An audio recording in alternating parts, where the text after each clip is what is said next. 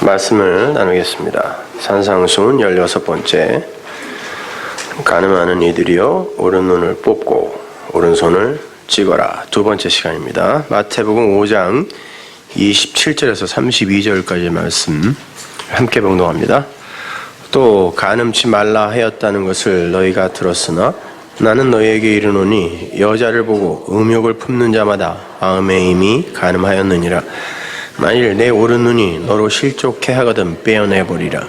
네 백체 중 하나가 없어지고 온몸이 지옥에 던지우지 않는 것이 유익하며 또한 만일 내 오른손이 너로 실족해 하거든 찍어내버려라. 네 백체 중 하나가 없어지고 온몸이 지옥에 던지우지 않는 것이 유익하니라. 또 일러스되 누구든지 아내를 버리거든 이혼 증서를 줄 것이라 하였으나 난 너에게 이르노니 누구든지 음행한 연고 없이 아내를 버리면 이는 저로 간음하게 하며 또 누구든지 버린 여자에게 장가드는 자도 간음함이니라. 아멘. 자, 다음 주까지 이 부분에 대해서 이제 자세히 설명해 드리겠습니다. 자, 오늘 두 번째 시간입니다. 우리 지난주에 예수께서 말씀하시는 간음이 무엇인지 그리고 이혼이 무엇인지에 관해서 개괄적인 공부를 했습니다. 혼인이 무엇인지에서부터 출발했으니까요. 여러분이 충분히 확인하셨다시피 성경이 말하는 혼인, 이혼, 간음 등의 이야기는 하나님과 하나님의 신부인 교회의 연합에 관한 이야기죠. 그런데 하나님과 피조물의 연합은 양쪽이 가진 것을 조금씩 내어놓아서 하나를 이루는 그런 연합이 아니라 모든 것 되시는 하나님께서 아무것도 없음의 피조물 안으로 관입되어 들어가서 하나님과 방불한 존재로 만들어내는 그런 십자가의 메커니즘으로 이루어지는 현실이 연합이에요. 유니언 크라이스트. 그래서 신랑이신 하나님과 혼인을 하게 될 교회는 반드시 없음의 자리로 내려가서 창조주의 은혜만으로 다시 건축되어야 하는 거죠. 그 과정이 성도의 역사 속 인생, 즉 신앙 여정 동안에 일어나게 되는 거예요. 그러한 은혜 안으로의 함몰, 그걸 이해하지도 못하고 인정하지도 않는 이들을 가리켜 하나님과 이혼한 자, 한 몸에서 떨어진 자니까 이혼한 자, 그래서 하나님과 한 몸이어야 되는 자가 떨어짐으로 말미암아 그걸 간음이라고 한다 그랬죠. 하나님을 사랑해야 하는 자가 떨어져서 다른 존재를 사랑하는 거예요. 그 다른 존재가 결국은 나지만요. 그렇게 하나님과 교회의 혼인은 하나님 측에서 시작되어서 하나님의 것으로 하나님에 의해 완료가 되는 거예요. 신부 측에서 그 혼인잔치에 내어놓을 수 있는 것은 아무것도 없어요. 굳이 따지자면 신부 측 준비물은 신부가 혼인잔치에서 입을 예복과, 그 예복 없으면 못 들어간다 그러니까 예복과 빙패물, 그 빙패물을 보고 신랑이 와서 아, 저 여자가 내 신부구나. 옛날에는 얼굴을 못 보고 그냥 이렇게 혼인 그 조약이라고 그래요. 뭐라 그래요? 그 혼인을 약속하는 거? 그거 하여튼. 예. 그렇게 약속을 하고 나서 어떻게 가서 신부를 찾아요? 보통 한 10명씩 나와서 등불을 들고 기다린단 말이에요. 내가 보낸 빙패물을 갖고 있는 그 여자가 내 여자인 거죠. 그래서 그 빙패물, 그리고 신랑을 맞이할 등불, 이 정도로 할 수 있는데 그 또한 하나님께서 성령으로 믿음으로 거저 부어주는 거죠. 거저 먼저 보내주는 거란 말입니다. 그러니까 신부가 마련해서 내어놓아야 하는 것은 아무것도 없어요. 그러니까 자격 없는 신부에게 total depravity라고 그러죠. 전적 타락. 자격 없는 신부예요. 자격 없는 신부에게 하나님이 프로포즈 하시죠. unconditional election이에요. 그러니까 무조건적인 선택이에요. 자격 없는 신부에게 하나님이 프로포즈 하는 거예요. 프로포즈해서 모든 혼수도 하나님이 준비하시죠. irresistible grace. 모든 혼수도 하나님이 준비하시고 누구나 다 신부가 될 수 있는 것이 아니라 창세전에 신부로 택함을 받은 자에게만 프로포즈 하세요. limited atonement죠. 그리고 그 프로포즈는 반드시 혼인으로 결론나게 돼 있어요. 중도에 파혼을 하거나 혼인 후에 이혼 같은 게 있을 수가 없는 거예요. 이걸 perseverance of the saint, 견인이라고 하는 거예요. 이거 이 전체를 튤립이라고 하죠. 이 혼인은 묵시 속에 이미 완료가 되어 있어요. 그런데 그 묵시 속 신부들이 역사 속으로 내려와서, 여러분은 천상의 교회로 이미 완료되어 있잖아요. 모세도 올라가서 봤고, 요한도 올라가서 봤고, 사도 바울도 올라가서 봤죠. 저기에 내가 있네. 그리고 내려오니까 죽음도 두렵지 않은 바로 그 천상의 교회가 완료되어 있단 말이에요. 차원이 다른 곳에. 그런데 그 묵시 속 신부들이 역사 속으로 내려와서 그 혼인의 의미와 내용을 몸소 체휼하게 되는 거예요. 그때 그 사람이 말씀을 가진 자가 되는 거고, 성경 말씀이 뭔지를 이해하게 되는 거예요. 이거구나. 태초에 하나님이 천지를 창조하신다는 게 무슨 말인지 우리 이해하게 된단 말이에요. 하나님 나라는 하나님이 창조하시는 거구나. 이걸 말씀을 가진 자라고 하는 거고, 그 말씀의 내용이 아들이니까 그를 가리켜 아들을 가진 자라고 하는 거고, 그 아들이 제라, 후손, 씨니까 그가 씨를 가진 자라고 하는 거죠. 근데 씨를 가진 자라는 말은 성경에 또 있어요. 뭐예요? 환도뼈라는 단어가 남자의 씨가 담긴 그릇이란 뜻이에요. 근데 야곱의 환도뼈가 부러지고 야곱이 이스라엘로 살아나죠. 그럼 남자의 씨가 담긴 그릇이 뭐겠어요? 예수란 말이에요. 그래서 그걸 아들, 남자라고 하는 거예요. 그러니까 여러분은 하나님의 신부로서 내가 예수 아니면, 그 남자, 아들 아니면 존재일 수도 없는 자이구나를 이 신부의 처음 자리를 올바로 알게 되면 그게 말씀, 씨를 가지고 아들을 가지는 게 되는 것이고, 그가 바로 남자답게 강건한 아들이 되는 거예요. 그래서 성경에 남자답게 강건하라, 아들로 택함을 받았다, 이런 말이 나오는 거예요. 그 여자들 기분 나빴잖아요. 그거 읽으면서. 남자답게 강건하라니, 그게 그 말이란 말이에요, 여러분. 남자다워지려는 게 아니라. 그러니까 이 역사라는 건 엄밀히 말해서 태초에 하나님이 천지를 창조하시니라의 그 창조 과정을 이러저러한 그림으로 그려내고 있는 중이라 할 수 있는 거예요. 그래서 하나님의 신부들이 이 역사 속에 이혼한 자, 간음한 자, 즉 하나님과의 한 몸의 자리에서 떨어져 나간 자로 오는 거예요. 역사 속에 하나님의 그 생명의 근원에서 떨어져 나간 자는 뭐예요? 존재 없음, 죽은 자라고 하는 거예요. 그래서 성경이 모든 인류를 죄와 허물로 죽은 상태라고 이야기하는 거란 말이에요. 여러분도 성령을 받기 전에 죽은 자로 오는 거예요. 그러나 여러분은 창세 전에 구원받았다니까요. 그런데 그들이 존재 없음, 죽은 자, 이혼한 자, 간음한 자, 떨어진 자로 내려오는 거예요. 이 땅에. 그리고는 어떻게 이렇게 떨어진 자, 생명으로부터, 생기로부터 떨어진 자는 그냥 없음, 네페시니까, 아파르, 아다마, 없는 거, 흙이에 티끌, 더스트란 말이죠.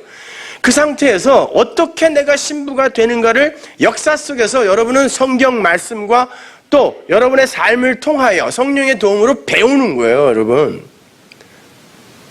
그거 이외에 성도의 삶의 본질, 구구절절히 여기저기서 이야기하지만 그런 건 다 아니에요. 여러분은 하나님과 그 하나님이 행하신 일, 그걸 그냥 잘 깨닫고 인식하고 배우고 그걸 찬송하고 가면 되는 거예요. 진심에서 우러나오는 찬송. 그렇게 우리는 존재 없음, 이혼한 자, 간음한 자로 이 땅에 오게 되기 때문에 성경이 그 상태를 죄 아래 가둔 상태, 불순종에 가둔 상태라고 이야기하는 거예요. 성경에 보면 우리가 죄 아래 갇혀 있다 그러죠. 하나님이 가두었다 그래요. 그리고 불순종에 가두었다 그래요. 하나님이 가두신 거예요. 그래서 여러분이 아무리 순종을 내어놓으려고 해도 순종이 안 나오는 경험을 하게 되는 거예요. 순종의 흉내는 낼 수 있지만 순종을, 하나님이 말씀하시는 온전한 순종을 할 수 없는 상태를 더 많이 경험해야 되는 것입니다. 그래서 그렇게 성도들이 그러한 상태로 떨어진 자기들의 그 처음 자리인 없음의 자리를 자각하게 되고 수긍하게 되면 인정하게 되는 거예요. 여기에 생기 안 부어지면 이건 그냥 죽은 쓰레기에 불과하구나. 이 경험을 반드시 먼저 하셔야 돼요, 여러분. 나는 하나님의 은혜의 프로포즈를 받지 못하면, 신랑이 세마포 예복을 입혀주지 않으면 이렇게 먼지일 수밖에 없는 자임을 분명하게 경험해요. 그걸 죄인됨의 자각이라고 명명해도 무방합니다. 예수님께서도 성령을 받은 자에게서 가장 먼저 일어나는 게 뭐라 그랬어요? 죄에 대하여, 의에 대하여, 심판에 대해서 책망하신다 그랬죠. 그러니까 죄에 대한 책망이 가장 먼저 오는 거예요. 성령을 받으면. 아, 이것도 죄였는데 내가 그동안 이거는 죄가 아닌 줄 알았구나. 근데 내가 내 몸에서 나오는 걸 하나하나 이렇게 따져보니까 나는 숨 쉬는 것도 죄구나. 이거부터 알게 돼요, 우리는요. 그래서 하나님의 신부들이 먼저 신랑에게서 떨어져 나간 자, 간음한 자, 이혼한 자가 되어 이 땅에 오는 거예요. 로마서 11장 31절로 가보세요. 이와 같이 이 사람들이 순종치 아니하니 이는 너희에게 베푸시는 긍휼로 이제 저희도 긍휼을 얻게 하려 하심이니라. 하나님이 모든 사람을 순종치 아니하는 가운데 가두어 두심은 모든 사람에게 긍휼을 베풀려 하심이로다. 그렇죠? 모든 사람을 순종치 아니함에 가둬놨다는데 순종을 할 수 있다라고 하는 사람들은 뭐냐고요. 분명히 순종이 나오는데 그거는 내 안에 사시는 예수의 순종이란 말이에요. 그래서 그 순종을 하고 이게 내 순종이다라고 이야기한 건 전부 가짜인 거예요.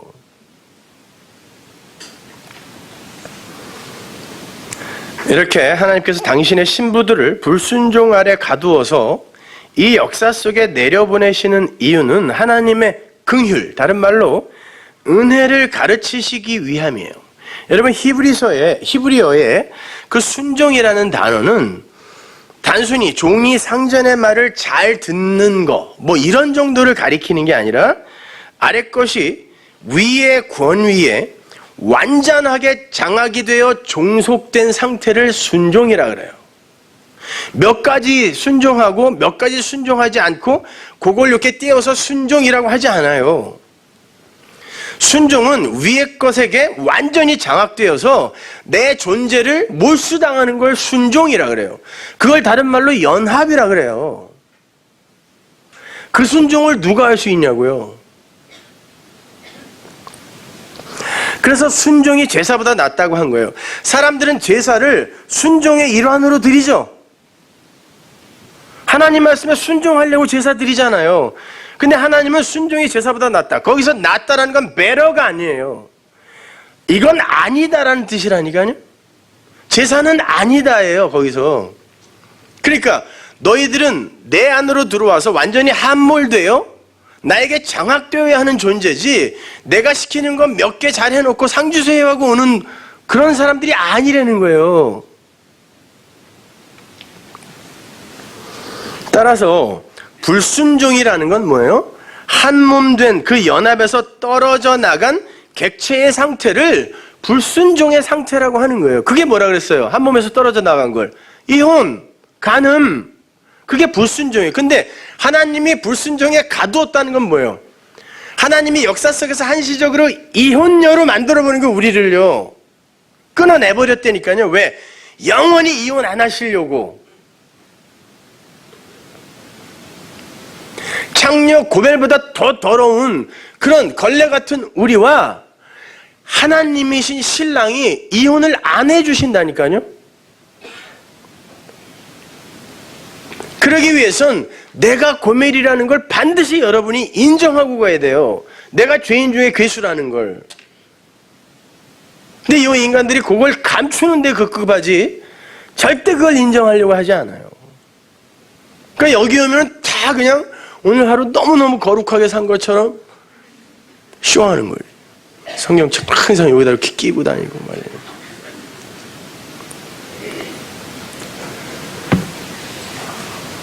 그러니까 성령을 받은 신부들의 1차적 자인식은 내가 하나님과 이혼한 자이며 내가 세상과 간음하고 있는 자입니다 여야 하는 거예요. 다른 간음하는 사람 보고 야 어떻게 저렇게 사니가 아니라 나를 보라는 거예요. 여러분, 성경은 내가 이혼한 자고 내가 간음한 자입니다. 근데 그 사람이 이혼한 사람, 간음한 사람 보고 마치 바리새인처럼 야 나는 저렇게 안 살아서 참 다행이다 이런 말을 어떻게 하냐고요. 그래서 예수를 잘 믿는 사람은 점점 할 말이 없어진다니까요. 그리고 이해의 폭이 넓어지죠. 그걸 뭐라 그래요? 용서라 그래요.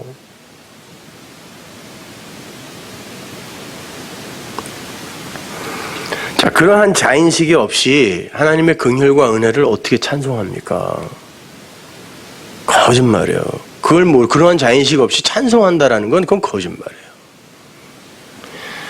그래서 하나님은 이스라엘을 애굽으로 하나님이 넣어서 거기서부터 꺼내시는 구원의 과정을 역사와 성경 안에 담아두신 거예요. 이스라엘이 애굽에 들어가고 싶어서 들어갔나요? 아니죠. 하나님이 아브라함에게 내가 네 후손들은 애굽에다가 넣을 거야 그랬다고요. 창세기로 한번 가보세요. 창세기 15장 13절 보십시오. 여호와께서 아브라함에게 이르시되 너는 정령이 알라 네 자손이 이방에서 객이 되어 그들을 섬기겠고 그들은 400년 동안 네 자손을 괴롭게 하리니. 그들을 섬긴다는 건 뭐예요? 종으로 만들겠다는 거죠. 사도 바울이 우리가 뭐라 그래요? 죄의 종이라 그러죠. 하나님이 여러분을 죄 아래 가두어 버린다니까요. 역사 속에 보내서 그 섬기는 나라를 내가 징치할지며 그 후에 네 자손이 큰 재물을 이끌고 나오리라. 보세요. 하나님이 시나리오 다 쓰신 거예요. 그리고는 애굽에 보냈단 말이에요. 그리고는 거기서 구원을 하여 내시는데 어떻게 구원해 내세요? 어린 양의 피로 구원해 내신다니까요. 그 말은 이스라엘 전체를 무력한 자로 그냥 폭로해 내시는 거예요. 니들의 힘으로는 절대 여기서 못 나온다는 거예요. 그래서 어린 양의 피의 힘으로 그 피의 도움으로만 나오는 그 그림을 그려주시는 거란 말입니다. 하나님께서 야곱 때에 기근을 내려보내셔서 거지 만들어서 애굽으로 보내세요. 야곱의 다른 이름은 이스라엘. 그래서 이스라엘이 나중에 거기서 나오는 거란 말이에요. 애굽에서. 그걸 구원이라고 하고 하나님은 그 애굽에서의 이스라엘을 간음한 자라고 이야기를 해요. 그러면 누가 간음한 자로 만들었다는 거예요? 하나님이 만들었다니까요. 왜? 진짜 신랑, 그 신랑이 얼마나 귀중하고 가치 있는 것인지 가르쳐 주려고요. 여러분, 이스라엘이 애굽에 들어가서 400년을 보냈다는 건 하나님께서 그들을 애굽화 시켰다는 거예요. 미국에서 2세, 3세들이 거기서 태어난 아이들이 올림픽 때 누구 응원하는 줄 아세요? 미국 응원합니다. 부모들이 야 이놈아 어떻게 미국을 응원하니 한국을 응원해야지 그러면 I'm American 그런다니까요. 나 거기서 태어났어요. 그리고 미국 학교 다니고 있고 미국 공부한단 말이에요. 그리고 미국 사람들 사이에서 살고 시리즌이에요. 또 신분도. 근데 왜 내가 한국을 응원해야 되냐 그런다고요. 5대만 내려가면 서류상으로 그가 흑인 혈통인데 얼굴이 백인인 사람들이 태반이에요. 근데 400년이면 몇 대냐고 도대체가요. 애굽 사람 된 거예요. 그들이 히브리어 다 잊어버렸다니까요. 거기서. 그러니까 시내산에서 모세는 애굽의 왕자였어요. 하나님이 시내산에서 모세에게 어느 나라 말로 십계명 줬을 것 같으세요? 애굽 말로 줬다니까요. 그들이 광야 교회에서 광야를 스데반이 광야 교회라고 하잖아요. 광야 교회에서 그들이 먹고 살고 천막 치고 텐트 치고 한 거 그거 다 애굽에서 갖고 나온 걸로 살았어요. 여러분이 그 이 교회라는 데서 이 세상 것을 가지고 하늘을 배우는 거라니까요.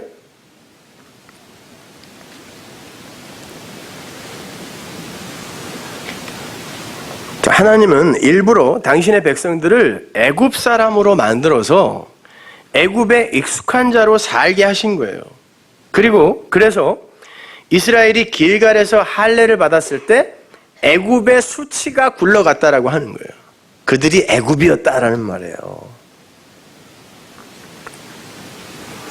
하나님께서 이스라엘이 광야에서 10번 당신을 거역했다 그러시죠?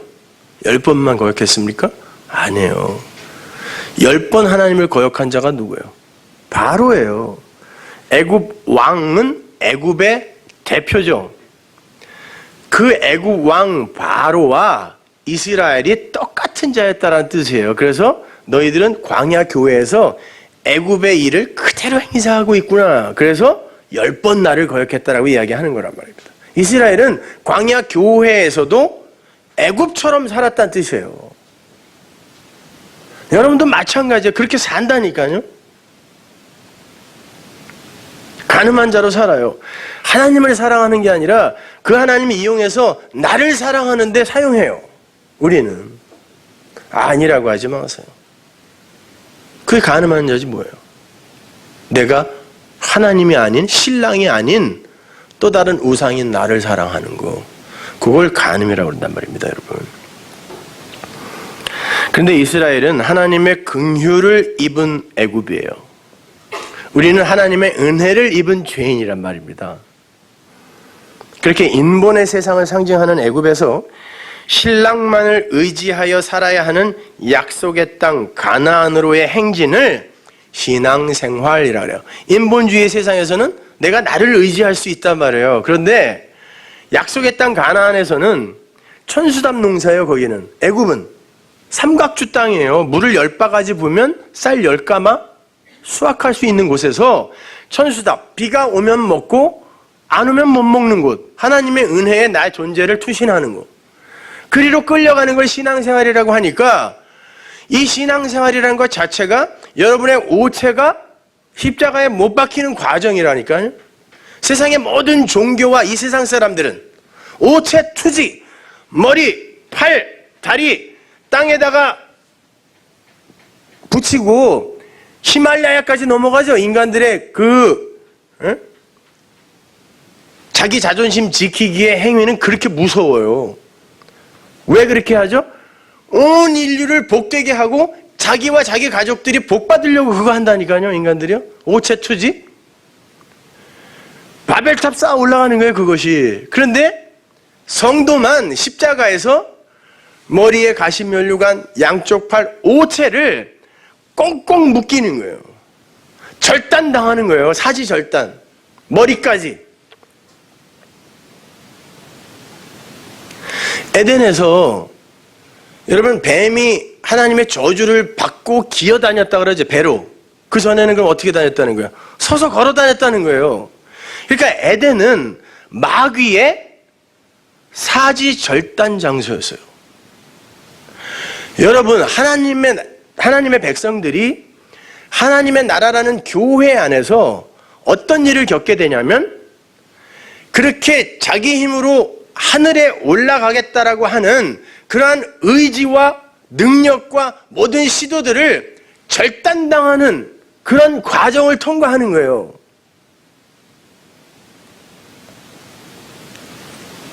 그래서 우리가 해체되는 거라니까요, 여기서.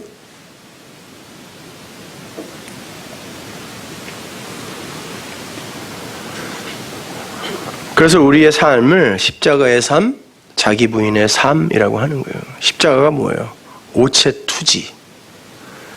오체를 절단당하는 삶이라는 뜻이에요. 그러니까 쉽게 말해서 성도의 신앙생활은 신랑 예수를 떠나 세상과 간음하고 신랑과 이혼한 상태에 있는 자신의 실존을 올바로 자각하고 신랑의 갈비뼈 안으로 이렇게 함몰되어 들어가는 자기 부정의 고통스럽지만 행복한 과정인 거예요. 신랑과의 분리는 곧 죽음으로의 행진이라는 것을 확실하게 경험해야 되는 거예요. 에스겔서 23장 27절 보십시오. 이와 같이 내가 네 음란과 애굽 땅에서부터 음행하던 것을 그치게 하여 너로 그들을 향하여 눈을 들지도 못하게 하며 다시는 애굽을 기억하지도 못하게 하리라.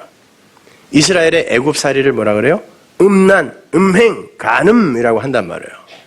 근데 누가 보냈냐고 여기로? 하나님이 보내셨다니까요. 그래 놓고는 끄집어내시는 거예요. 어떻게?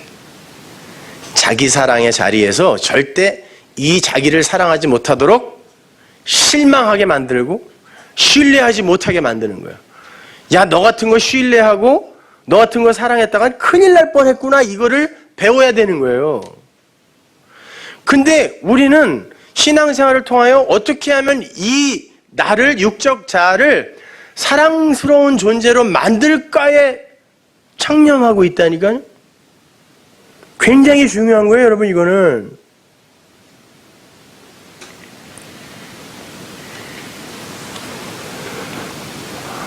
자, 그렇게 신랑이 은혜로 품어주지 않으면 너희들의 실존은 그토록 더럽고 추악할 뿐이다 라는 것을 가르쳐주기 위해 우리를 이 역사 속에 그렇게 고멜로 내려보내시는 거예요. 호세아 앞에 고멜, 호세아는 예수라고 그랬죠, 헬라어로. 그리고는 거기서 빼내는 거죠. 어떻게 빼내요? 애굽에서 어떻게 빼냈다 그랬어요? 어린 양의 보혈, 십자가로만 빼내는 거예요. 그게 유월절이잖아요. 애굽에서 나온 게, 그죠? 이스라엘이 애굽의 자리, 간음의 자리, 음행의 자리에서 빠져나올 수 있는 유일한 길은 어린 양 예수의 보혈의 능력을 믿는 길밖에 없었어요. 믿는 길밖에 없었어요. 그 어린 양 예수의 피가 발려진 그 사람들 집 안에 착한 사람만 있었을까요? 그 피 바르면서 쌈박질하는 사람도 있었을 거고, 곤망 도둑질하고 들어와서 그 안에 들어간 놈도 있었을 거고, 여러 종류의 사람들이 그 안에 들어가 있었는데 피만 보면 그냥 넘을유, 넘을월, pass over, 죽음의 신이 넘어가 버리는 걸 구원이라 그래요.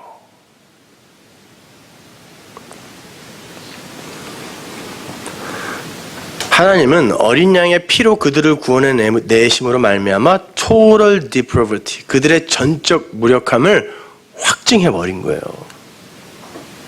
너희들은 너희들의 애굽 탈출에 요만큼도 기여할 수 없다라는 걸 보여준 거죠. 율법에 의하면 간음한 자들은 돌에 맞아 죽어야 되죠. 그런데 이스라엘 전체가 행음했다고 한단 말이에요. 그러면 이스라엘 전체가 돌에 맞아 죽어야 되는 거죠. 근데 이스라엘이 안 죽고 엄한 어린 양이 죽었단 말이에요.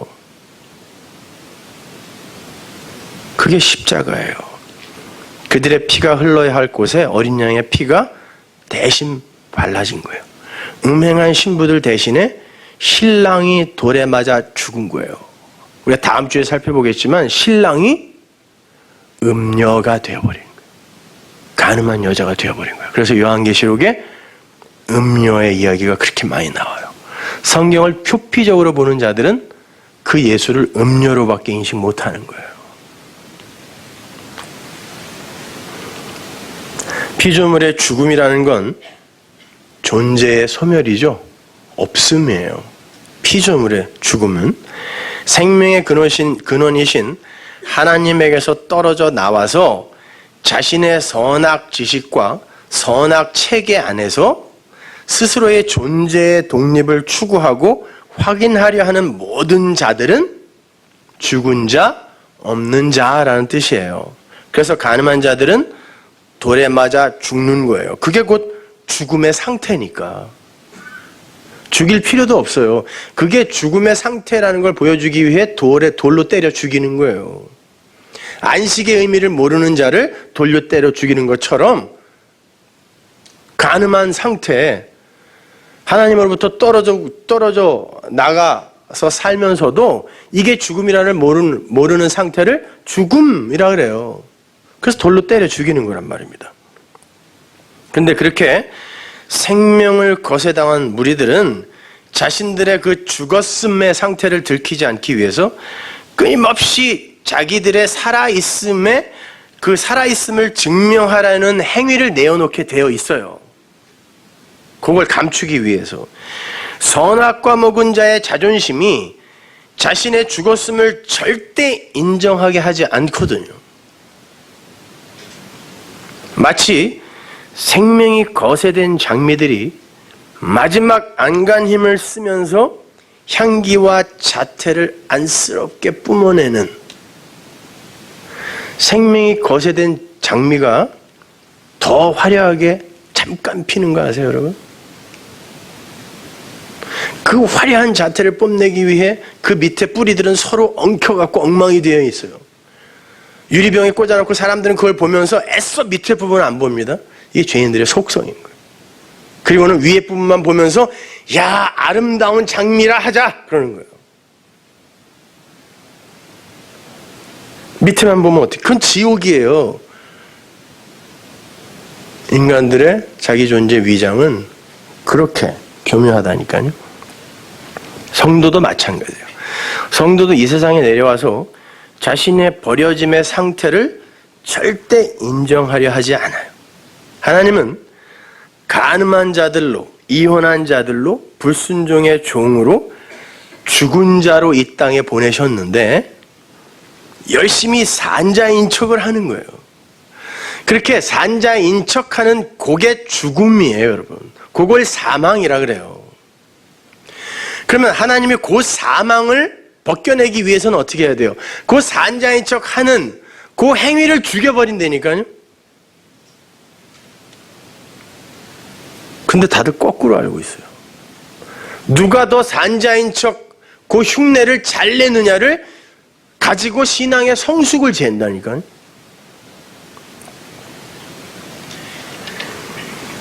그리고는 그러한 행위에 근사한 이름을 붙이죠. sanctification, 성화라고 해요. 그렇게 죽은 자들의 산자인 척의 흉내가 결국 죽음이에요. 하나님은 그 성도의 죽음을 죽여버리세요. Death of death, in death of Christ. 예수의 죽음 안에서 죽은 죽음. 죽여버리세요. 그래서 그들에게 반드시 항복의 고백을 받아내세요. 제가 죄인 중에 괴수 맞습니다. 하나님, 제가 죽은 자입니다. 그러니 제가 하나님의 은혜 없이 어찌 살겠습니까? 이리로 가는 거예요. 그러한 혼인잔치의 현실을 설명하기 위해서 이 역사 속에서 먼저 신부들이 신랑을 떠나 애굽으로 들어가야 하는 일이 벌어지는 거예요. 그래서 최초의 신부들인 아담과 하와가 하나님으로부터 떨어져 나가는 거예요. 저주의 땅 동쪽으로. 그리고는 거기에서부터 다시 하나님과 연합되는 서쪽의 지성소로 들어오는 거. 이게 성경 전체의 이야기예요.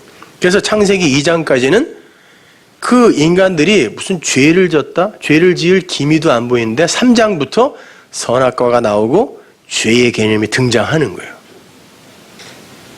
내가 역사를 이렇게 풀어서 설명하겠다를 보여주는 거죠. 그래서 아담과 하와, 신부가 하나님을 떠나는 것으로부터 이제 역사가 시작이 되는 거예요. 마찬가지예요, 우리도요.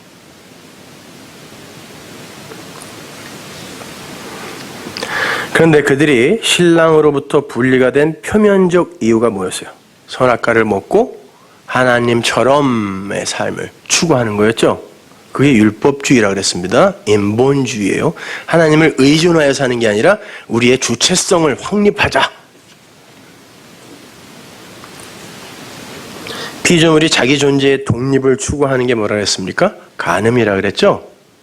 선악과 먹고 내가 하나님처럼 내 삶의 주인이 되어 주체가 되어 살 거야. 요거 어떤 심리학자가 TV에 나와서 네 인생의 주체자가 되라 막 그러던데. 베스트셀러 작가가. 그렇게 해보세요. 성도는 그렇게 못 살아요. 이 얘기 하지 말라 그랬는데. 지난주에 대통령 욕했다가 아주 욕 바가지로 먹고 여기는 한국이라고. 또 나오네. 이게 버릇인가 봐요. 근데 아닌 걸 어떻게 해요. 다 거기서 속고 그냥 박수치고 있는데 무슨 우리가 삶의 주체자가 되어서 뭘 하자는 거예요, 도대체가. 자, 그렇다면 결국 간음이라는 게 뭐예요? 하나님을 사랑하고 하나님만 의존해야 하는 신부가 나를 사랑하고 나의 능력과 지혜를 의지하는 선악과 먹은 자의 삶을 사는 것, 율법주의, 인본주의, 이게 간음인 거죠. 그래서 하나님으로부터 떨어져 나가는 거란 말이에요. 그걸 뭐라 그래요? 나를 주인 삼아 사는 걸 우상숭배라 그래요, 성경이요. 그래서 성경이 우상숭배를 간음이라고 해요. 근데 그 우상숭배가 뭐냐면 다른 게 아니라 나를 사랑하는 거라니까요. 그리고 나를 신뢰하는 거예요. 조엘 오스틴이 그러잖아요. 너를 신뢰해. 너는 무한한 가능성이 있어. 그러니까 긍정적 사고를 해서 네가 원하는 걸 다 이루어라.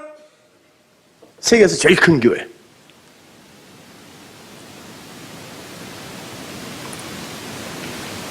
그게 우상숭배고 간음이라니까요. 따라서 예수님의 십자가와 은혜를 설명하기보다는 성경을 통하여 인간의 선한 행위만을 독려하는, 그것만을 끄집어내려 하는 왜곡된 개혁주의는 성도들을 간음케 하는 거예요. 개혁주의 자체가 나쁘다는 게 아니에요. 왜 나빠요? 오직 은혜, 오직 예수, 오직 하나님께 영광, 오직 성경. 이게 진짜 개혁주의잖아요. 왜 나빠요, 이게? 근데 어느새 이게 율법주의와 섞여버려가지고 그게 아닌 인간들의 행위와 행함만을 독려하는 왜곡된 개혁주의가 되었잖아요. 다는 아니고 일부만.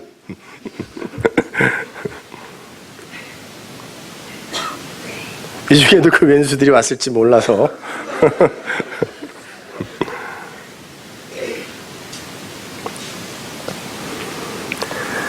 자체하고 이렇게 간음은 한마디로 나, 인간, 아담을 신뢰하고 섬기는 자아숭배의 삶, 애굽의 왕이 되어 살고자 하는 자기 사랑의 삶을 총칭하는 개념이에요. 그게 간음이에요, 여러분. 요즘 뭐 그냥 뉴스를 막 뜨겁게 달구고 있는 어떤 조선족 아저씨, 사람을 데려다가 강간하고 128조각으로 토막을 내서 죽였더만요. 성도가 그걸 보면서 야, 어떻게 저런 나쁜 놈이 있나 라고 하시면 안 돼요. 거기다가 여러분의 이름을 넣으셔야 돼요. 하나님이 그러잖아요. 지나가는 여자를 보고 음욕만 품어도 간음이라 그랬으면 그 사람과 우리를 동일하게 취급한다는 얘기야, 하나님이.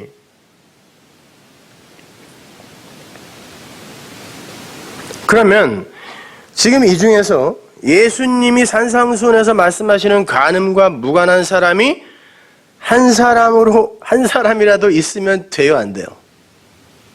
모두가 간음한 자죠?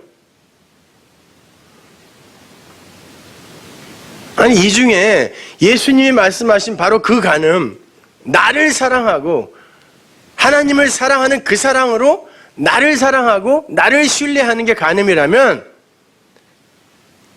이 중에 그 간음과 관계없는 사람 있기 없기 없기. 나 한국에 와서 많이 배웠어요. 없는 거죠. 우리는 모두가 간음한 자들이고 간음하고 있는 자들이에요. 신랑이신 예수님보다 하나님처럼 살고 싶어하는 나를 더 사랑하는 게 우리니까요. 에스겔서 23장 48절 보세요. 이와 같이 내가 이 땅에서 음란을 그치게 한즉 모든 여인이 경성하여 너희 음행을 본받지 아니하리라. 그들이 너희 음란으로 너희에게 부응한즉 너희가 모든 우상을 위하던 죄를 담당할지라. 너희가 나를 주 여호와인 줄 알리라 하시니라. 모든 우상을 위하던, 우상을 사랑하던 죄를 음란, 간음이라 그러죠. 그 우상은 누구? 나란 말이에요. 결국은 나예요. 뭐 돈, 바알, 아세라 이거 다 결국 나란 말이에요, 그게. 그게 우상 섬김이고 그게 간음이라고 하니까 우리가 이 중에서 거기에서 자유로울 수 있는 사람이 누가 있냐고요. 없다니까요. 그래서 우리는 이런 이야기를 읽으면서 아유 그 나쁜 놈, 그 조선족 아저씨 나쁜 사람 이런 게 아니라 그게 내 이야기구나 라고 받아들여야 되는 거예요. 그렇다면 그러한 음란을 뿌리 뽑아버리겠다는 말씀은 어떤 말씀이겠는가? 이 역사 속에서 우리의 육적 자아를 죽이겠다는 뜻이에요. 그래서 온전히 어린 양의 피만 높이시겠다는 말씀인 겁니다. 난 너희의 땀과 피 같은 거에 관심 없다는 말이에요. 그거는 하나님의 은혜 앞에서 은혜를 아는 이들에게서 나오는 필연적 지향성이기 때문에 누구에게서나 나와야 되는 것이기 때문에 그런 것 갖고 이게 생명의 근거 아닌가요? 라고 갖고 오지 말라는 뜻이에요. 그런 거 할 필요 없다는 게 아니라. 근데 우리는 설교를 하면요, 오늘은 목사님이 열심히 하라 그랬어? 말라 그랬어? 또 아무것도 하지 말라 그랬지? 이런 것만 그냥 관심이 있어요. 그거는 여러분은 그런 거에 관심 두시면 안 돼요. 저는 여러분에게 그러한 삶을 독려하면서 죄인임을 드러낼 수 있고, 아닙니다, 모든 것은 하나님의 은혜입니다라고 은혜를 이야기하면서 또 여러분이 죄인임을 드러내는 거란 말이에요. 근데 그 전에 설명한 예수와 십자가는 하나도 안 듣고 오늘은 뭐 하라 그랬어 말라 그랬어 이 이야기만 갖고 온통 인터넷에서 그냥 어제는 하라 그랬어요, 오늘은 하지 말라 그랬어요. 거기다 쓰세요. 네 맘대로 하세요 그러세요. 제가 시키는 대로 살지도 않을 거면서 꼭.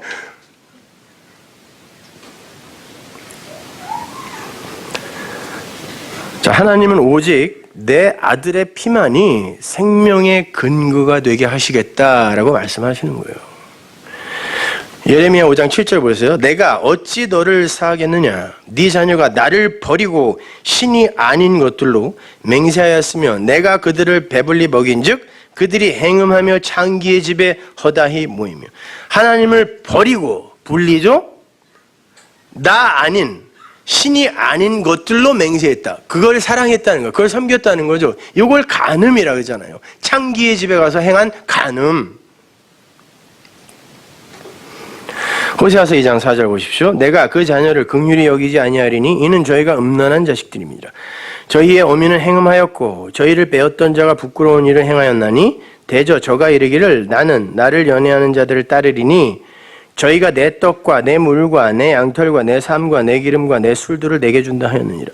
그러므로 내가 가시로 그 길을 막으며 담을 쌓아 저로 그 길을 찾지 못하게 하리니 저가 그 연애하는 자를 따라갈지라도 미치지 못하며 저희를 찾을지라도 만나지 못할 것이라. 그제야 저가 이르기를 내가 본 남편에게로 돌아가리니 그때에 내 형편이 지금보다 나았음이라 하리라. 곡식과 새 포도주와 기름은 내가 저에게 준 것이요 저희가 바알을 위하여 쓴 은과 금도 내가 저에게 더하여 준 것이오늘 저가 알지 못하도다. 그러므로 그 시절에 내가 내 곡식을 도로 찾으며 그 시기에 내가 내 새 포도주를 도로 찾으며 또 저희 벌거벗은 몸을 가리울 내 양털과 내 삶을 빼앗으리라. 이제 내가 그 수치를 그 연애하는 자의 눈앞에 드러내리니 저를 내 손에서 건져낼 사람이 없으리라. 보세요. 모든 게 다 하나님의 은혜로 주어지는 건데 엉뚱한 신에게 가서 치하를 하고 있는 거죠. 그 엉뚱한 신이 누구? 나란 말이에요. 우리는 뭘 하고도 늘 나를 칭찬해요. 그리고 이게 전부 하나님에게서 온 것이다 라고 기도는 해도 그래도 내가 밤잠 안 자고 열심히 나와서 일했으니까 이 정도 버는 거지 뭐 그런다니까요. 우리는요. 그거 전체를 다 창기라고 그래요. 간음이라고 한단 말이에요. 그래서 하나님은 홀딱 벗겨서 그를 그의 부끄러움을 다 드러내버리신다 그래요. 우리의 그 위장, 변장 이걸 다 벗겨버리는 거예요. 응? 여기 지금 다 화장하고 이 변장하고 오셨잖아요. 이거 민낯으로 다 벗겨버려요. 부끄러워서. 응?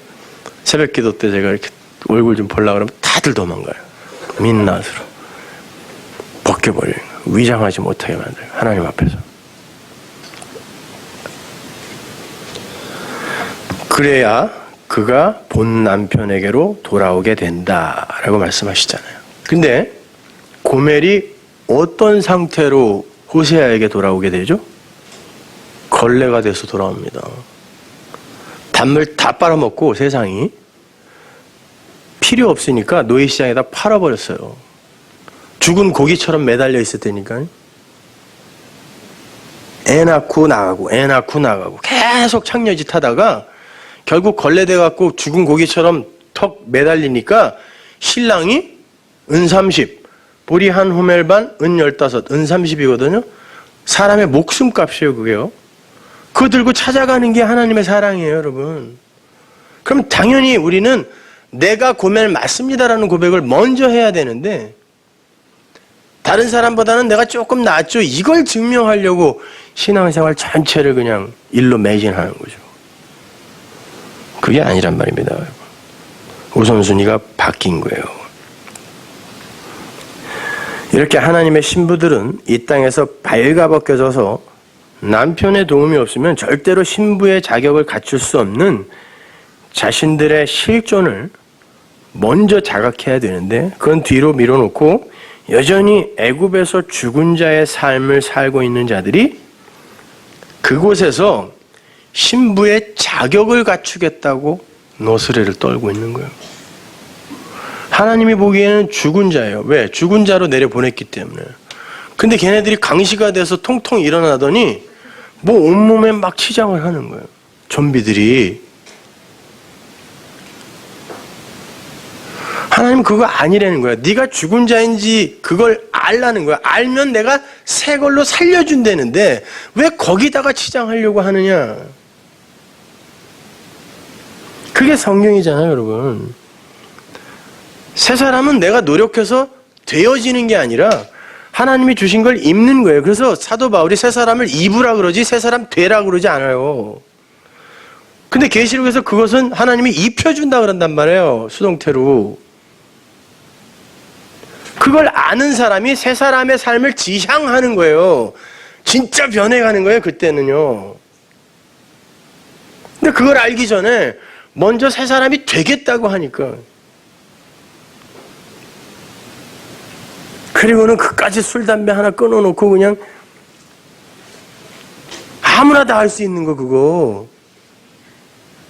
금연 홍보 영화 보고도 다들 끈투구만요. 그거 여기 뭐 뽕 뚫려가지고 일로 막 연기가 나오고 이런 거 보여주니까 무서워서 다 끈투구만. 성경이 그 정도의 권위밖에 안 돼요.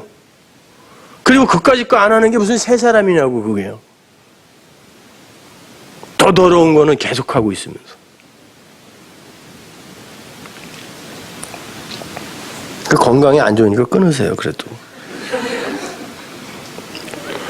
그렇게 생수이신 신랑이 티끌에 불과한 신부에게 부어져서 비로소 참 성전이 탄생하게 되는 거예요. 그래서 가늠한 여인 앞에서 생수이신 예수가 흙에 이겨지는 그런 그림이 나오는 거고, 두 번째 돌판을 상징하는 은혜의 기록에 의해 가늠한 여자가 살아나게 되는 거라 그랬죠.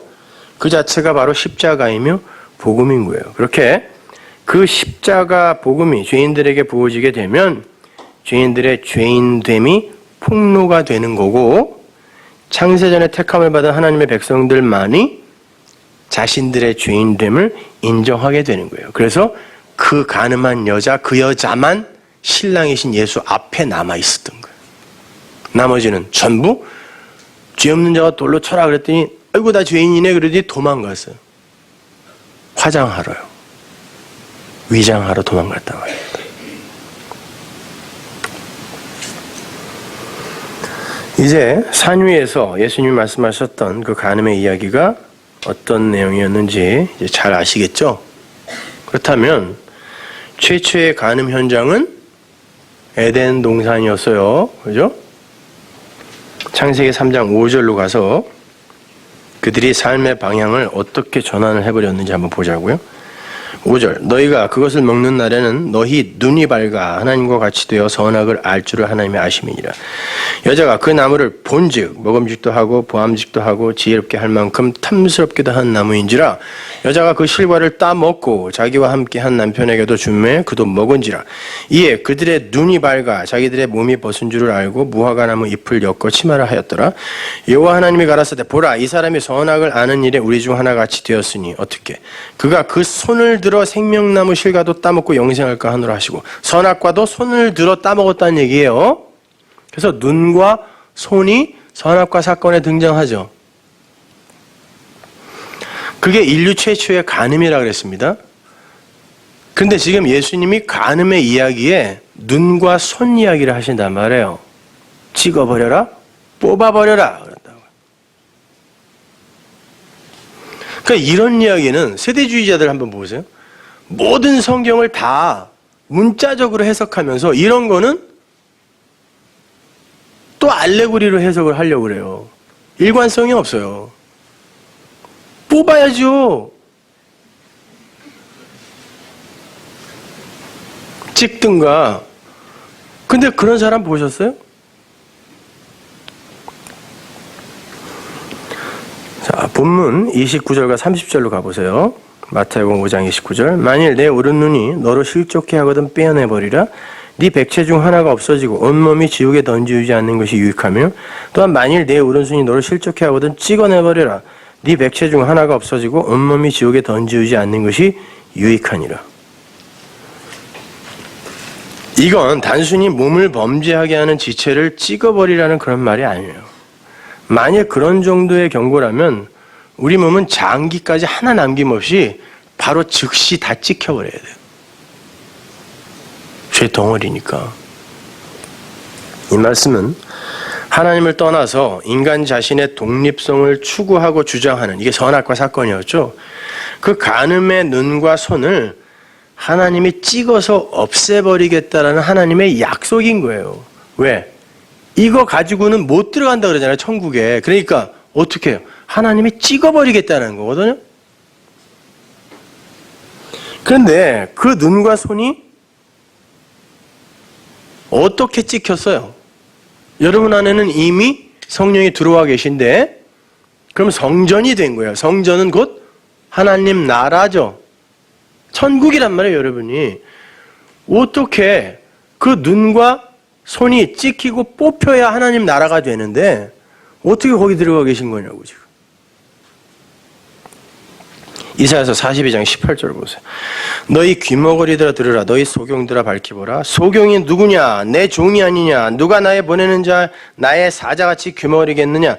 누가 나와 친한 자같이 소경이겠느냐? 누가 여호와의 종같이 소경이겠느냐? 누구 눈이 뽑힌 거예요? 하나님의 아들의 눈이 뽑힌 거예요.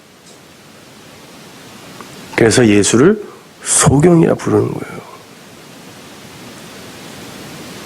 그러면 내가 소경이 맞습니다라는 고백이 당연히 나와야 되는데 본다고 하는 자는 뭐라는 거예요? 진짜 소경이라는 거죠. 예수님의 말씀 그 말씀 하시는 거예요. 본다고 하는 자는 눈깔 뽑아버리겠다는 거예요. 진짜로. 지옥이에요 그게.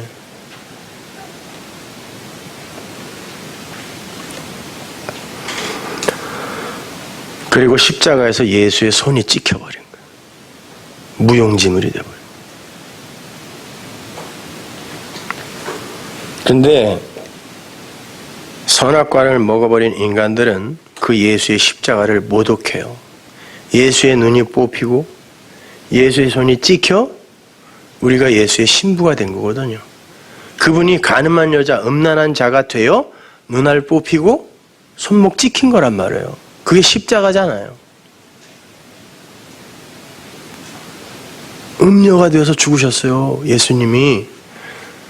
그런데 그 십자가를 모독한다니까요, 사람들이요. 마귀가 이 세상에서 최선을 다해서 할 유일한 일이 뭐겠어요? 그 십자가를 모독하는 거예요. 예수님의 죽음을 헛된 걸로 만들어버리는 거예요. 마귀가 목숨 걸고 해야 할 일은 그거 하나라니까요.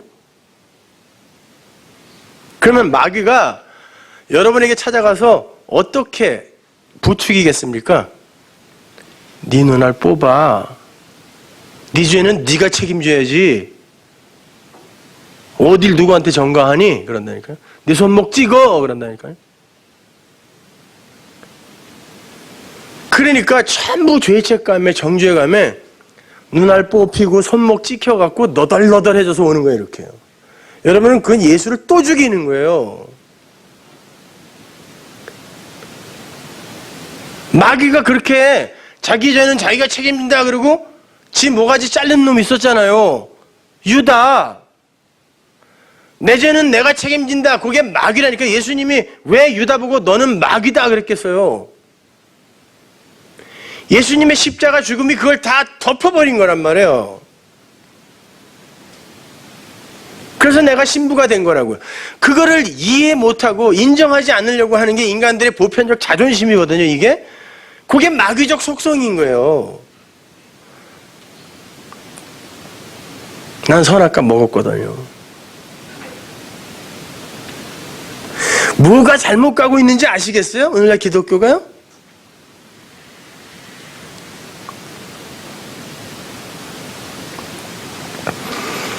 그래서 마귀의 행사를 예수님이 양의 탈이라고 하는 거예요. 예수의 흉내 내는 거. 십자가는 예수가 지시는 거예요. 근데 우리가 뭔데 이 인간 세상의 십자가를 우리의 죄의 그 보응으로 우리가 마음대로 십자가를 만들어서 스스로 지냐고요. 그 예수 흉내 내는 거거든요. 예수님은 믿어야 할 대상이지 흉내 내야 할 대상이 아니란 말입니다.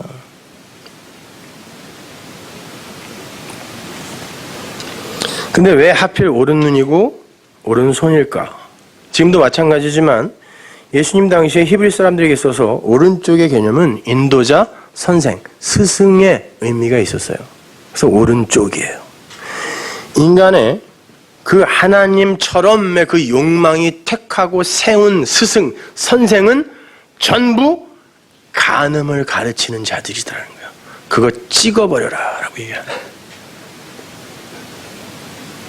기독교 2000년 역사 내내 그렇게 양의 탈을 쓰고 광명한 천사의 모습으로 건강한 기독교, 건전한 기독교 만들자 그래놓고 사람들 전부 지옥으로 끌고 간 사람들 많아요.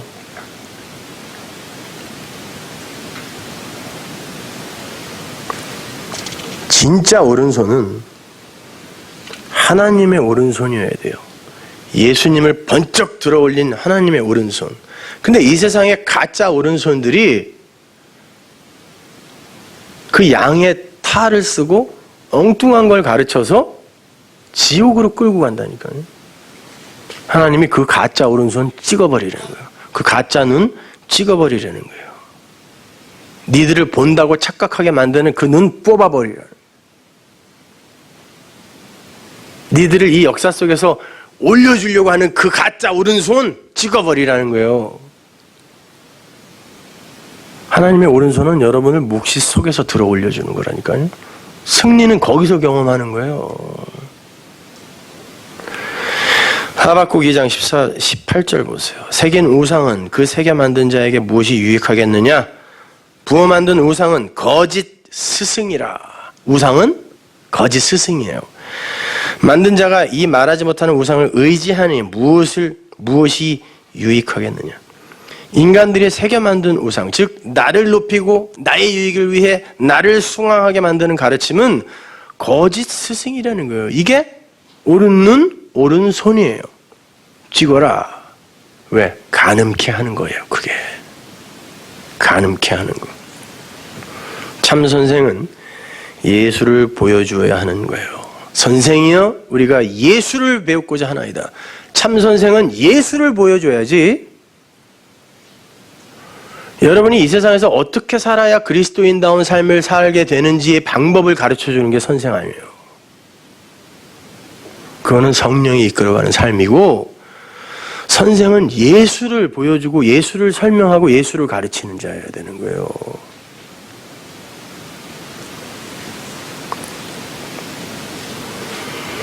그런데 사람들은 그렇게 인간들의 보편적 자존심을 독려하고 높여주는 그런 설교를 좋아해요.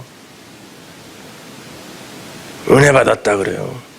그리고 예배 끝나고 두 주먹 불끈 쥐고 그래 세상에 나가서 피투성이가 되도록 싸워야지 이러고 나간다니까요. 그리고 우리의 예배는 이렇게 살았단다. 강의수들이 콩콩 뛰어나가면서 살았단다. 그게 죽은 건데. 그리고 영락없이 다음 주에 또 와가지고 주여 제가 나가서 피투성이가 되게 싸웠는데 이 꼴로 또 왔습니다. 뭐 맨날 이거 반복이지 뭐예요 그게. 대표기도 하는 사람들 얘기 들어보면 다 그거야. 나가서 싸우겠습니다 하고 다음 주에 보면 일주일 동안 열심히 싸웠는데 뭐. 그리고 그게 다 옳은 줄 알아요. 그죠? 여러분은 올바른 설교를 듣고 두 주먹 불끈 쥐고 나가는 게 아니라 하나님 어찌 나 같은 걸 위해 아들을 죽이셨습니까? 감사합니다 하고 나가는 거예요. 이 고백, 이 항복의 고백이 여러분을 이기게 하는 삶으로 끌고 가는 거지. 두 주먹 불끈 쥐고 내가 나가면서 주차장에서 싸우잖아요. 뭘 싸워요 싸우기는. 마귀랑 싸우려니까 그냥 교인들하고 주차장에서 내가 먼저 왔는데 왜 네가 먼저 나가냐고. 응? 나가면서 신발 좋은 거 새 걸로 바꿔 신고 가고 말해.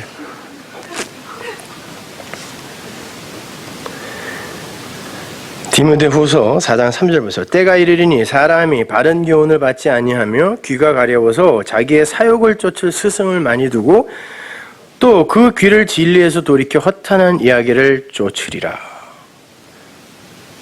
이게 인간 보편의 지향성이에요. 사람 많이 모이는 교회가 진짜 제대로 가는 교회일 것 같으세요?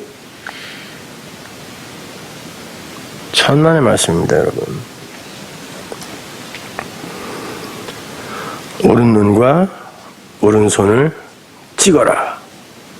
그들은 너희들을 지옥으로 끌고 간다. 이 땅에서는 그들이 너희들의 자존심 지켜주고 독려해주고 너희들의 감정에 호소하여 너희들의 귀를 즐겁게 해주지만 그들을 조심해라 라고 얘기하는 거예요. 조심해라. 근데 여러분 솔직하게 말해서 우리가 그러한 노력을 열심히 합니까?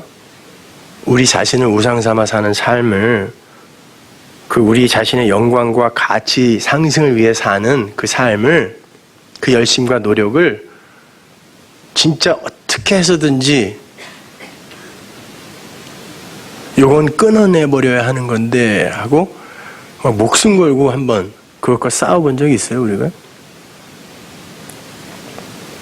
아니 싸워보기는 싸워보는데 싸우면서도 야 어떻게 다른 사람은 못하는 그걸 너는 어떻게 그렇게 하고 있니? 그리고 그걸 하면서 또 간음하는 거예요. 그게 우리의 모습이에요.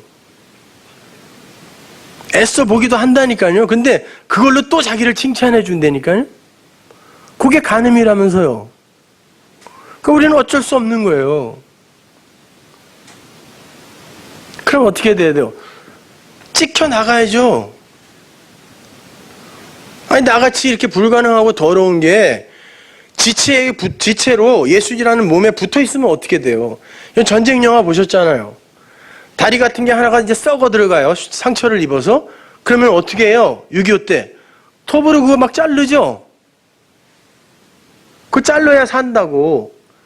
팔 이만큼씩 뚝뚝 잘라버리잖아요. 이거 붙여놓으면 얘 때문에 죽으니까.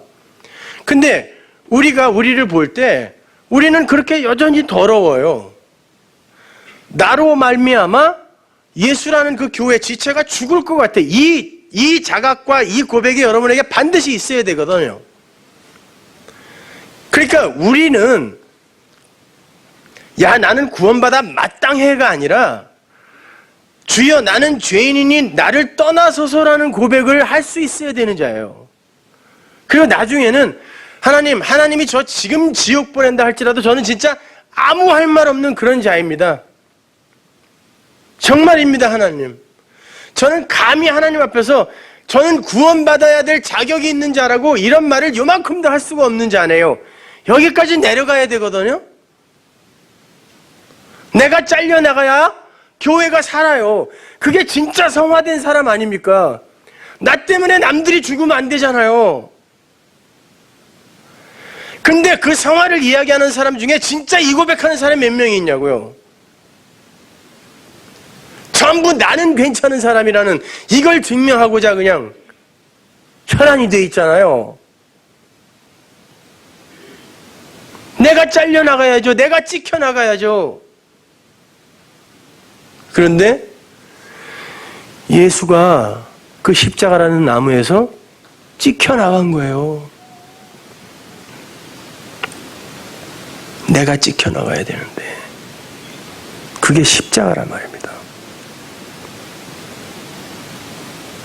그래서 우리가 이렇게 예수라는 나무에 가지로 붙어 있는 거야. 이 모양인데.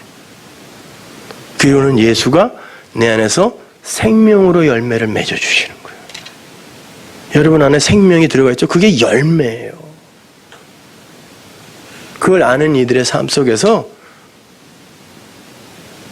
진심으로 나 이외에 다른 일을 섬겨주고 사랑해주고 하는 그러한 행위들과 지향성이 조금씩 보여지는 거예요. 그러다가 또 넘어지기도 하고, 그러나 그들은 그럴 때마다 예수의 십자가를 붙들게 되는 것입니다.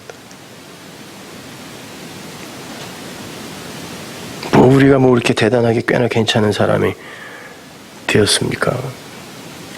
아니란 말이에요. 여러분, 우리는 그런 자격이 있는 자들이 아니란 말이에요.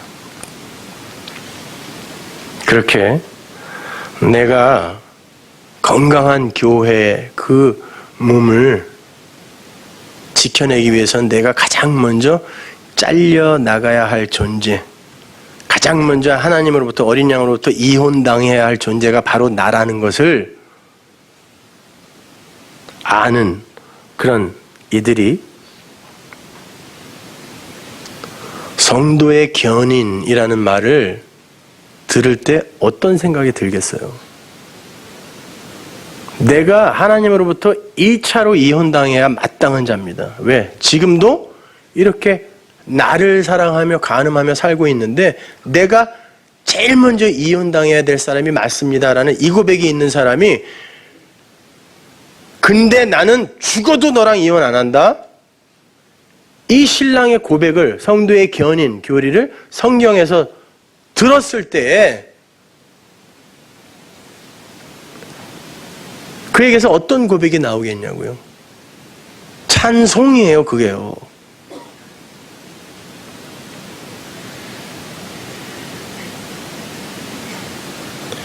근데 우리가 그 고백이 없으니까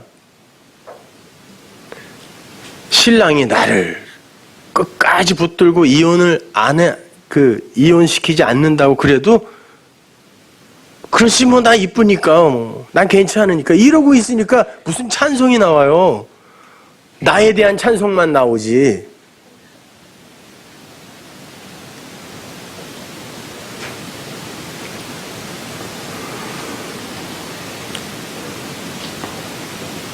그 상태, 그렇게 이혼당에 마땅한, 하나님으로부터 이혼당에 마땅한 자가 나라는 그 고백이 있는 자에게 복음이 떨어질 때 그에게서 찬송이 터져 나오는 그거를 독사, 영광 돌린다라고 하는 거예요. 하나님의 영광. 축구 골대에 골 한 골 넣고 그냥 기도하는 게 하나님께 영광이 되는 게 아니라 십자가, 은혜를 찬송하는 게 하나님께 영광을 돌리는 거란 말이에요. 예레미야 3장 6절 보세요. 요시야 왕 때 여호와께서 또 내게 이르시되 내가 배역한 이스라엘에 행한 바를 보았느냐? 그가 모든 높은 산에 오르며 모든 푸른 나무 아래로 가서 거기서 행음하였도다. 그가 이 모든 일을 행한 후에 내가 말하기를 그가 내게로 돌아오리라 하였으나 오히려 내게로 돌아오지 아니하였고 그 패역한 자매 유다는 그것을 보았느니라. 내게 배역한 이스라엘이 간음을 행하였으므로 내가 그를 내어 쫓고 이혼 증서까지 주었으되 그 패역한 자매 유다가 두려워 아니하고 자기도 가서 행음함을 내가 보았노라. 북이스라엘, 남유대 다 간음한 여자라는 얘기죠. 그렇다고 이들을 다 죽여버렸나요? 아니요. 하나님의 신부들이에요, 이들이요. 그들의 실체를 이렇게 확 폭로시키죠. 이혼 증서까지 주셨대요. 다음 주에 살펴보겠지만 예수님이 이혼 증서 얘기하시죠. 이혼 증서 써주면 이혼해도 된다 그 얘기하는 거 아니에요. 이혼 증서가 뭐예요? 너희들은 하나님과 이혼당에 마땅한 자다. 너희들은 없습니다. 그래서 신랑이 죽고 그의 것으로 너희들은 신부로 탄생돼야 된다. 이게 뭐예요? 너희들은 신랑으로부터 그 은혜가 부어지지 않으면 단절된 자고 이혼당한 자다는 거. 그렇기 때문에 없음이기 때문에 신랑의 은혜가 생명력이 생기가 부어지지 않으면 너희들은 존재 아니다. 이게 뭐예요? 성경이죠. 이게 이혼 증서예요. 근데 이혼 증서를 우리에게 주어요. 그러면 내가 하나님으로부터 이혼당하면 절대 안 되는 거구나 하고 남편에게 돌아가야 되는데 그걸 가지고 간음을 하더라는 거예요. 또 그래야 훌륭한 신부가 되어야지 이렇게.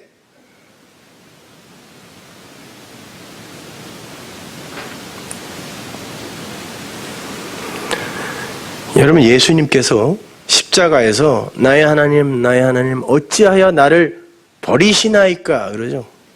찍혀 던지다. 예수님이 하나님과 이혼을 경험하시는 거예요. 그 연합이 깨지는 거예요. 한 번도 그 연합이 깨진 적이 없었는데 우리 때문에 하나님이 예수를 끊어낸 거라니까요. 이혼을 경험케 하시는 거예요. 왜? 가늠한 우리 때문에, 없으면 우리 때문에 예수가 없음의 자리로 내려가 버리시는 거예요. 그리고 우리가 신부가 된 걸 구원이라고 그러고 그걸 복음이라고 그래요. 그게 기독교입니다.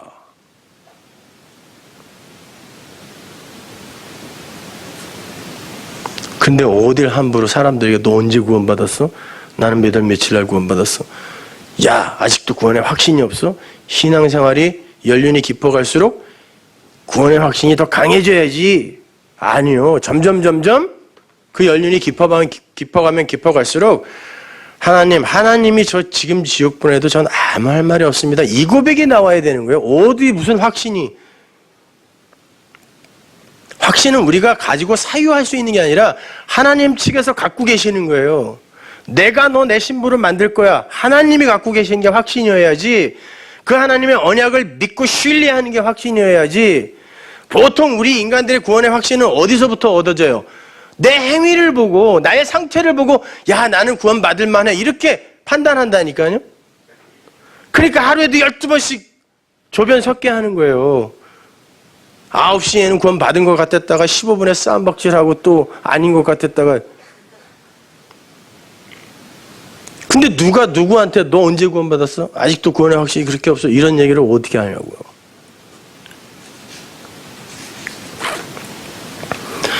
여러분 우리는 그렇게 하나님으로부터 이혼당해 싼 자들이에요. 근데 하나님이 이혼하지 말아라 라는 건 나는 너희들하고 절대 이혼 안 할 거야. 이거 가르쳐 주려고 우리에게 그런 율법들을 보여주시는 거예요. 근데 이걸 갖고 그냥 이혼한 사람들 정죄하고 또 조금 그냥 실수한 사람들 그냥 떼거리로 몰려들어가지고 두들겨 패고 그러는 거죠. 아니요 여러분. 우리는 점점 가면 갈수록 내가 제일 나쁜 놈이 돼야 돼요. 그렇게 나쁘게 변화라는 게 아니라 그런 자인식으로 깊어져야 된다. 다음 주에 요한계시록으로 가서 이제 마치겠습니다. 기도하겠습니다. 하나님 은혜를 감사합니다. 아버지 하나님, 맞습니다. 저희가 없음입니다. 저희가 티끌입니다. 저희가 가늠한 자고 저희가 하나님과 그렇게 이혼 상태에 있던 자입니다. 그런데 하나님, 내 안에 하나님이 들어와 계시다고 합니다. 그리고 어떻게 된 일인지 그게 믿겨집니다. 아버지, 그 구원의 현실을 찬송하게 하옵소서. 우리의 자존심 챙기느라 예수의 십자가 모독하게 하지 마시고 예수의 십자가 앞에서 더욱더 낮아지게 하옵시고 그러한 낮아짐 속에서 나오는 진짜 하나님 나라를 향한 열심이 격발되게 하여 주옵소서. 예수님 이름으로 기도합니다.